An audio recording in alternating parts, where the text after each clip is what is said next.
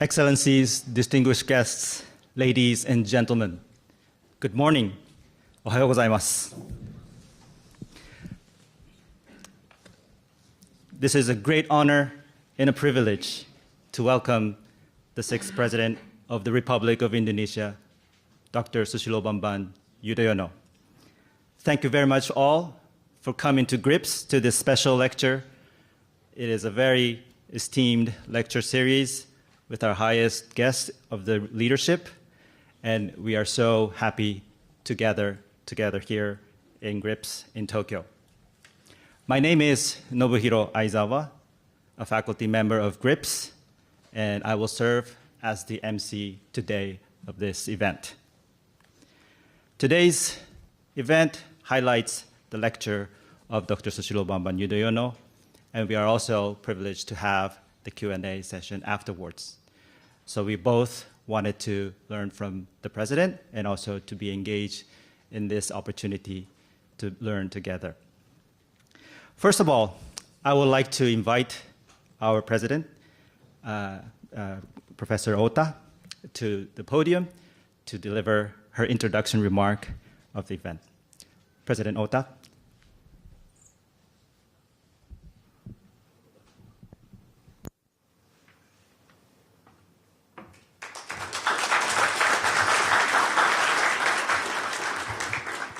Good morning, and thank you very much for visiting the National Graduate Institute for Policy Studies, GRIPS.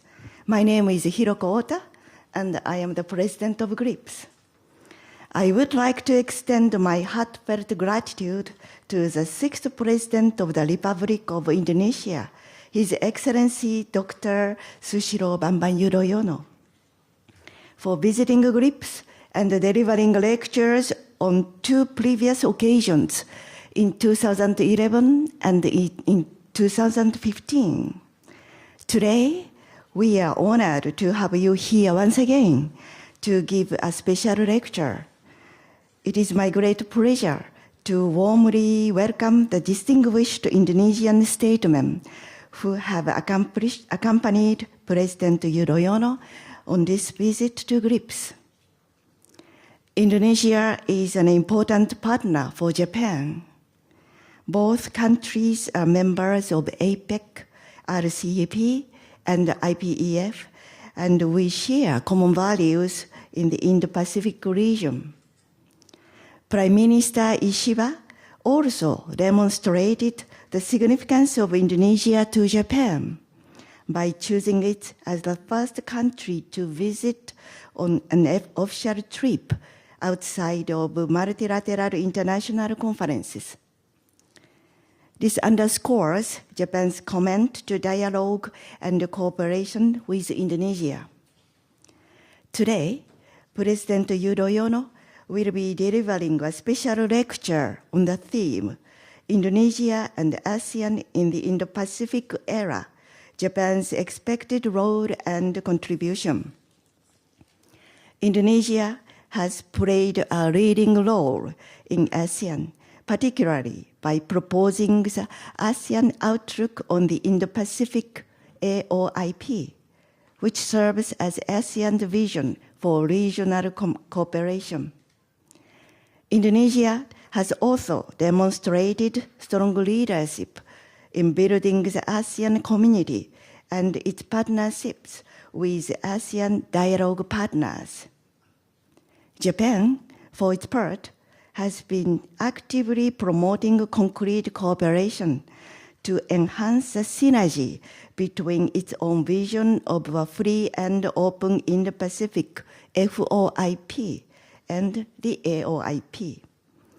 In 2023, which marked the 50th anniversary of ASEAN-Japan friendship and cooperation, Japan announced actions for peace and prosperity through co-creation based on trust, outlining 130 cooperation items.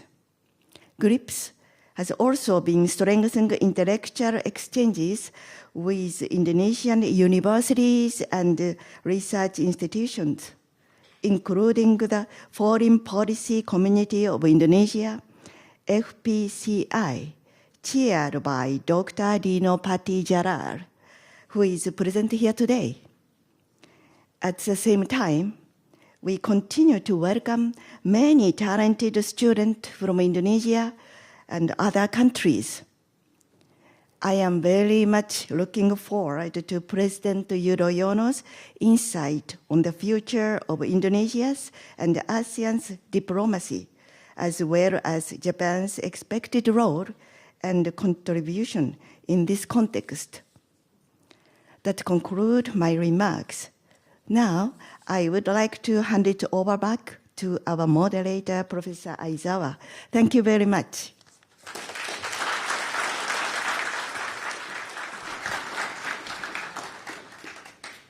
Thank you very much, President Ota. I would like to re-emphasize how privileged and how special it is to welcome President Susilo Bambang Yudhoyono. I wanted to just add that I have been a student of President SBY, as myself being trained in Indonesia. We have had the honor to work on a book, an oral history book together with him, and I learned in an immense way. I just wanted to, I know to introduce him, it takes 20 hours because of his long career and the vast experiences, the vast role that he had taken. But as President Ota said, there's no one better than President Susilo Bambang Yudhoyono to ask for his insights in the challenging geopolitical moment that we are facing together. Why? Because in the long 20 hours or more, we have found that his very strong characteristic as being a strong nationalist and a strong Democrat, and also an internationalist. We all know in academic field, these three, we call it a trilemma. We cannot do three at once. But talking to President Susilo Bambang Yudhoyono, we kind of doubt the common sense that three together is impossible. Talking to him, we think maybe it is possible. President Susilo Bambang Yudhoyono is such kind of a special leader in our region. So that's why we wanted to steal him from Indonesia to be the leader in the region, including Japan. Without further ado, I would like to welcome President Susilo Bambang Yudhoyono.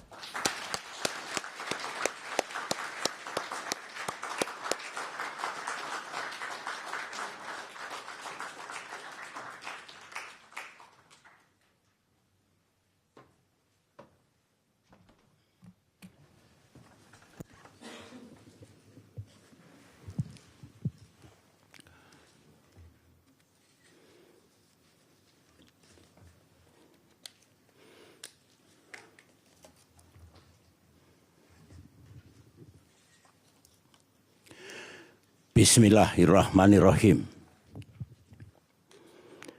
Professor Hiroko Ota, President of GRIPS, Excellencies, former ministers and former ambassadors from both Japan and Indonesia, distinguished member of the faculty, students and alumni of GRIPS, esteemed guests, ladies and gentlemen. It is a great honor for me to stand before you today at the halls of the National Graduate Institute for Policy Studies. GRIPS has established itself as a center of excellence in policy making. Its contribution to fostering dialogue and understanding in global affairs are well known and commendable. I am also grateful to GRIPS for having trained so many bright Indonesian students, and I am delighted to see them here today. You can always spot them because Indonesian students are always smiling.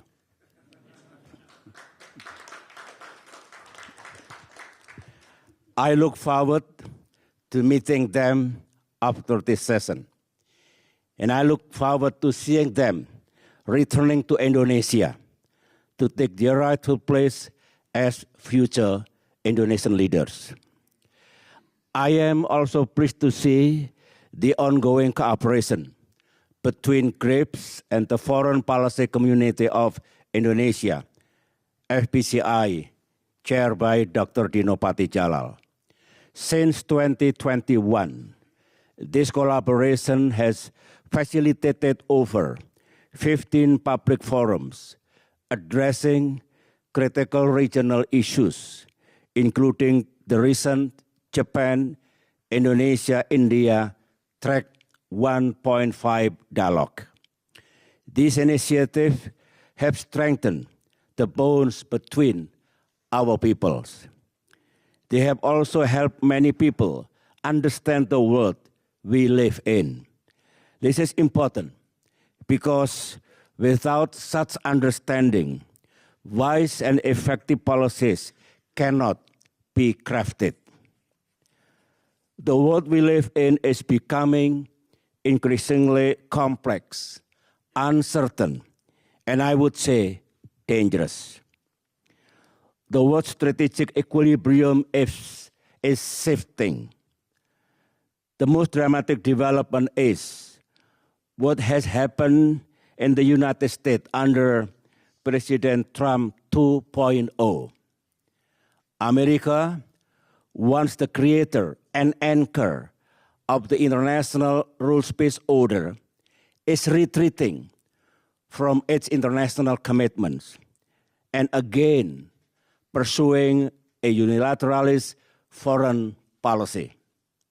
More than just retreating, it is at the same time aggressively scolding its own allies, Canada, Denmark, Germany. By claiming Denmark's Greenland out of the blue and without basis in international law, the U.S. has become the first country in the post-World War II Western world to claim the sovereign territory of a Western ally. This will make it hard for the United States to criticize other nations for acting against international law without sounding contradictory. The taunting of President Zelensky at the White House before the world media and the subsequent announcement to withdraw of U.S. military aid to Ukraine was not only shocking, but also reflects the fundamental changes to come with regard to the Russia-Ukraine war. This inevitably will affect European security architecture while impacting transatlantic alliance. What this means is that the Western world is now facing serious internal rift and turbulence.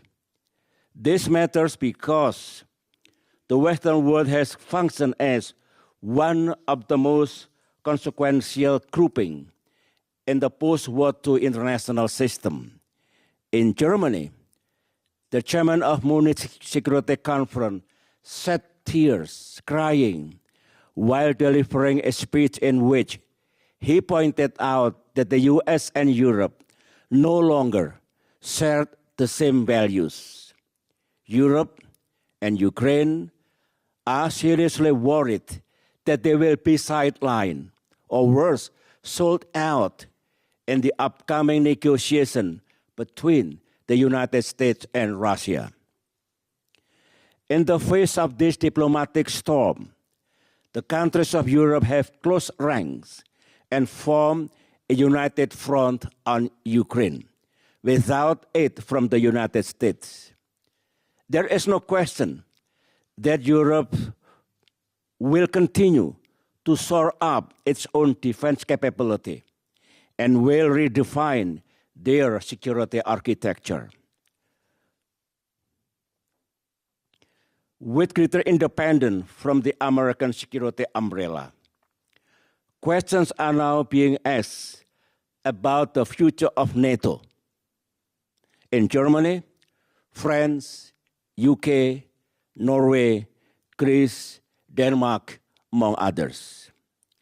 Few predicted it, but the US, Europe, and Russia has become an evolving triangular relationship.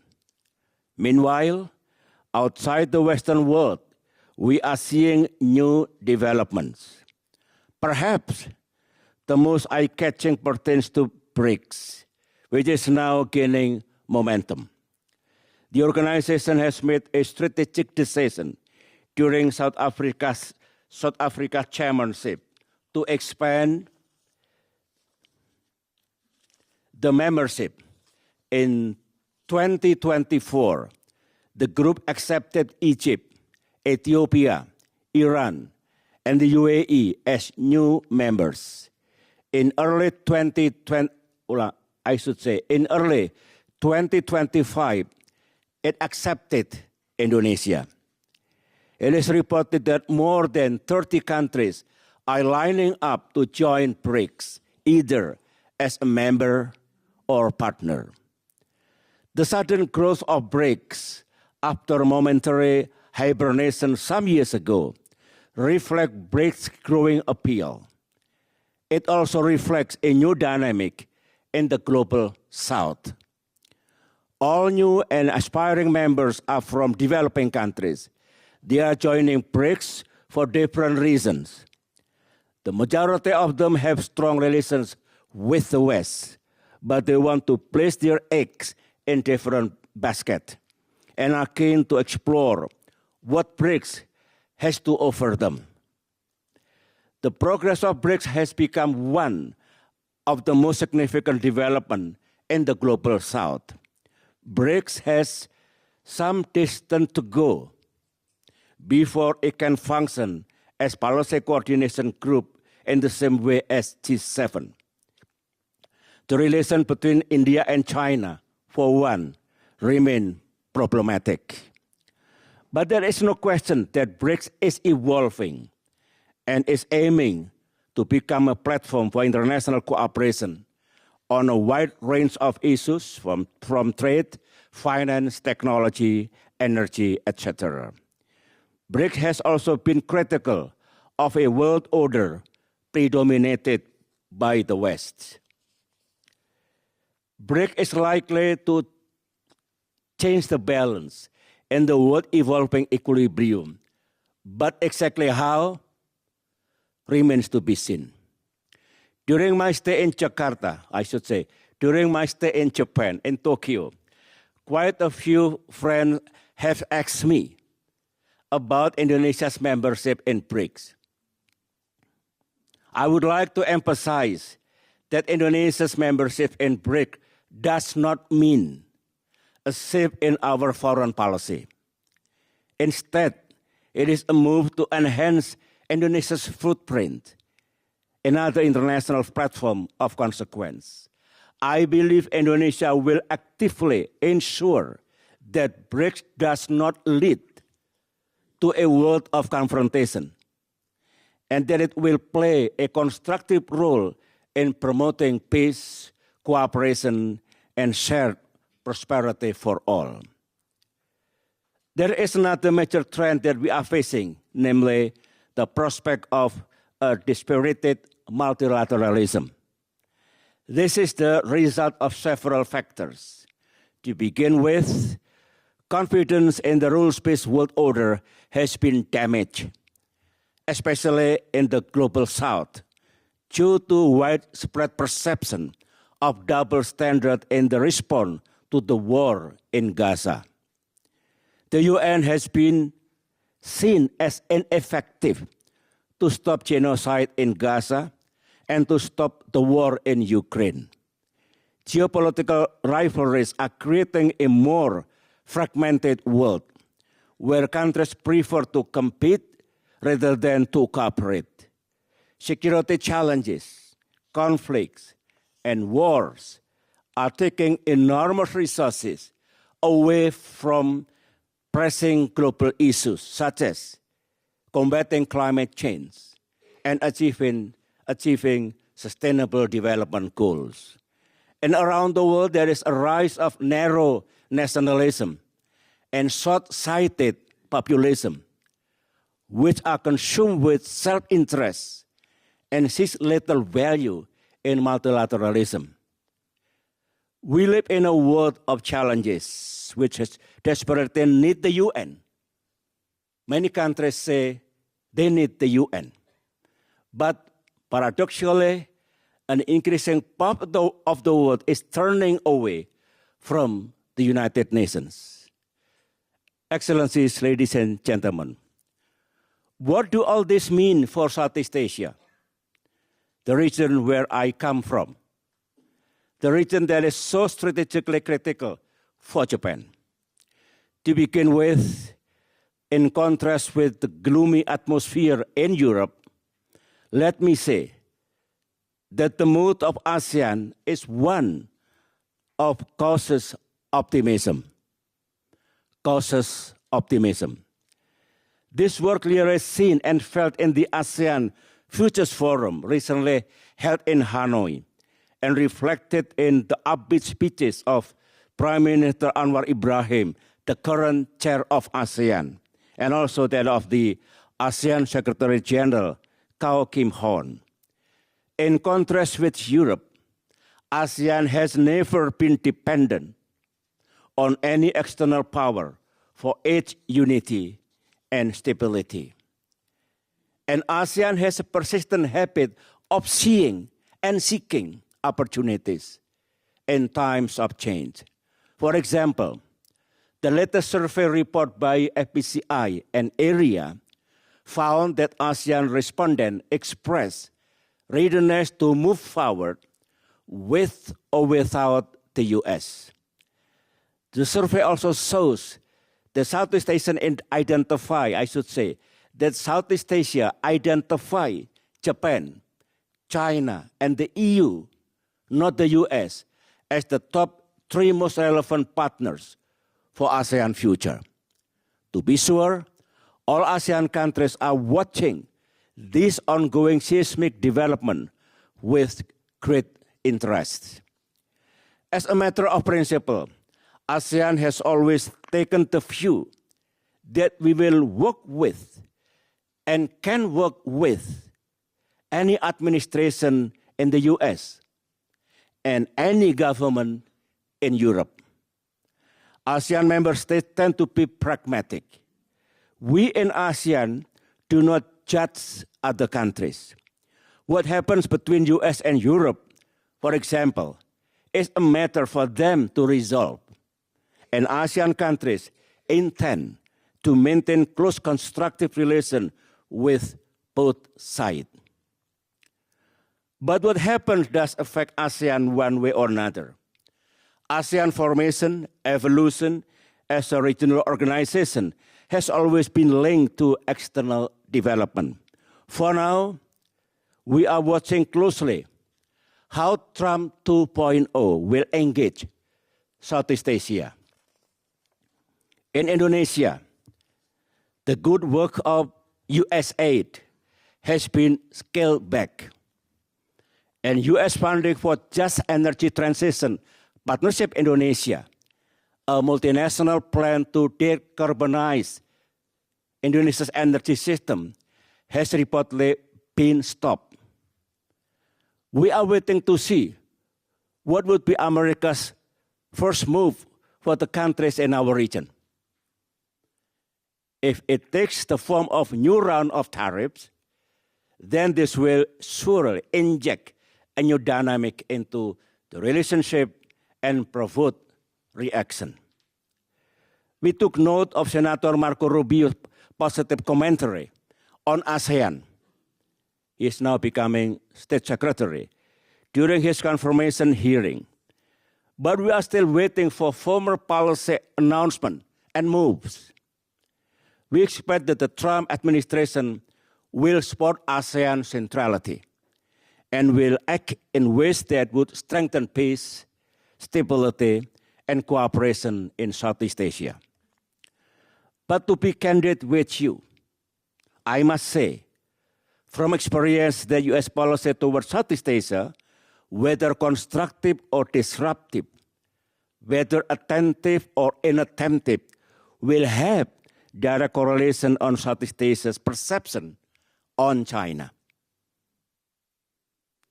In a multipolar world, ASEAN may not choose side, will stay neutral, but it will always consider options and opportunities. The changing equilibrium has increased the strategic value of ASEAN as countries scramble to rebalance and explore other platforms. The changes that are unfolding in the international system will reinforce ASEAN centrality. This is where ASEAN rudimentary strategy of not choosing side and of maintaining good relations with all sides now pays off.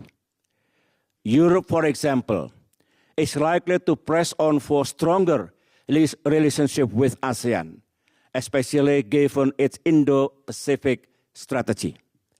China will present herself as a more dependable partner in anticipation of weakening U.S. role in the region under Trump.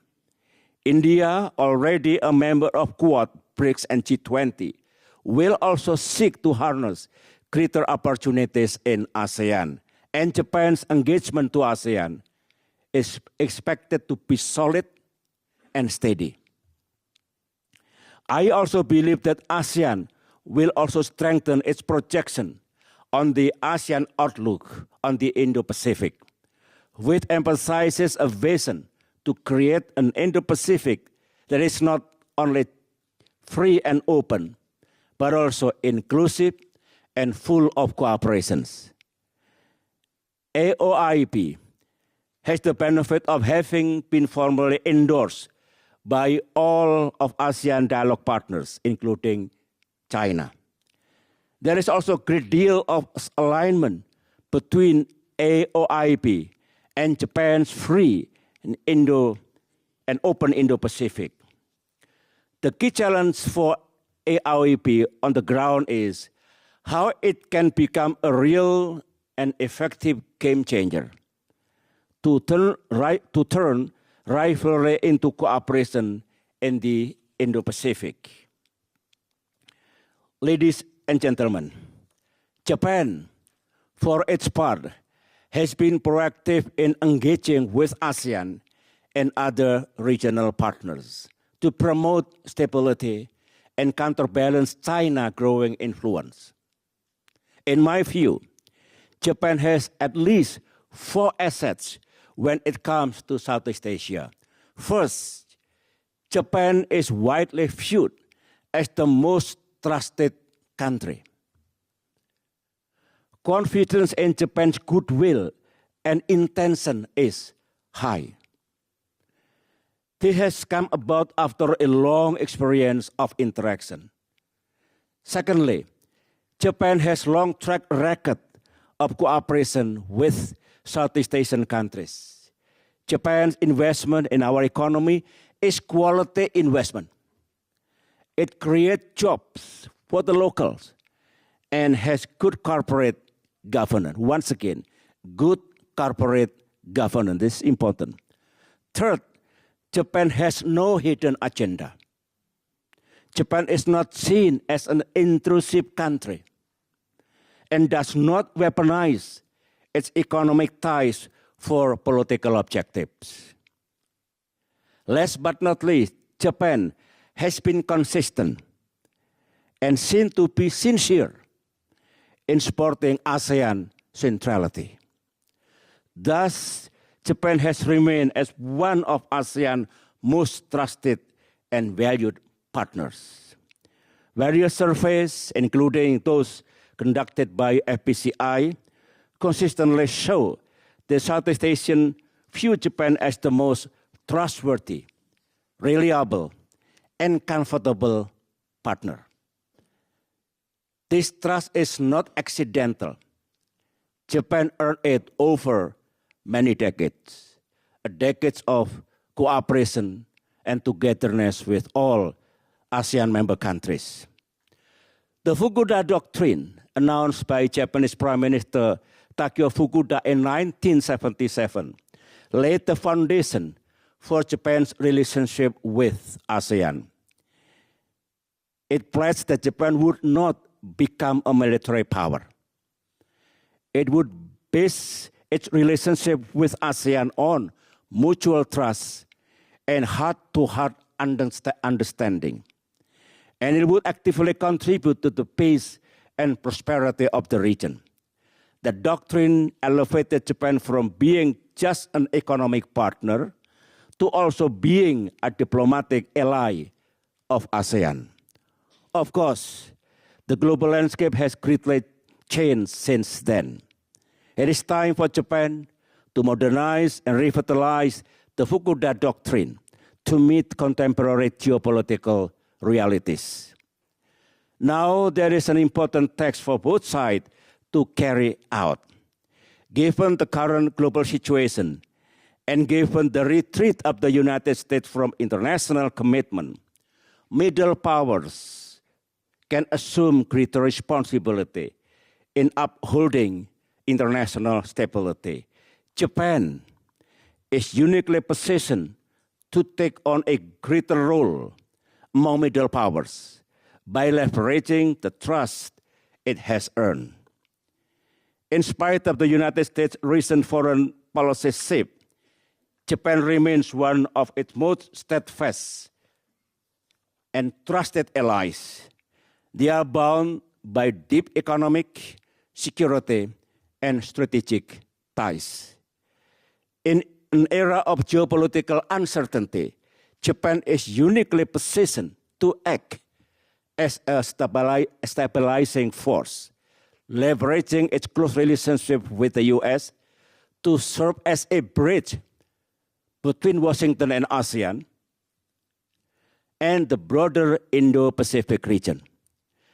By fostering dialogue between the two sides, promoting multilateral cooperation, and helping ensure that regional security concerns are addressed with consistency and commitment, Japan can help prevent fragmentation and conflict.